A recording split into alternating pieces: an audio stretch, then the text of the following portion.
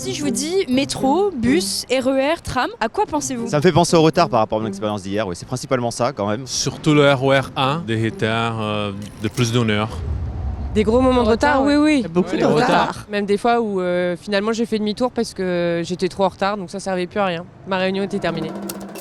Retard, perturbation, ces mots reviennent régulièrement lorsque l'on parle de transport en commun en Île-de-France. Eh bien, en 2024, 90% des RER étaient à l'heure et 96% des métros. Il n'empêche, quand on a rendez-vous, un train ou un avion à prendre, ça énerve. Alors, d'où viennent ces retards ? Soit des accidents, soit des pannes électriques. Malaise voyageurs. Vétusté des installations. En fait, on le saura jamais, je pense. Eh bien, il s'explique en partie par la fréquence très élevée des trains. Le RER A, par exemple, cumule à lui seul 1,2 million de passagers par jour et affiche un taux de ponctualité de 92%. C'est la ligne la plus fréquentée d'Europe. Aux heures de pointe, un train entre en gare toutes les 2 minutes. Pour maintenir cette fréquence, les trains ne doivent pas s'arrêter plus de 50 secondes en station. Voilà pourquoi il ne faut pas tenter de monter à bord après le signal sonore. Ce geste engendre l'immobilisation du train pendant quelques secondes supplémentaires et retarde l'arrivée du train suivant. Alors vous allez me dire,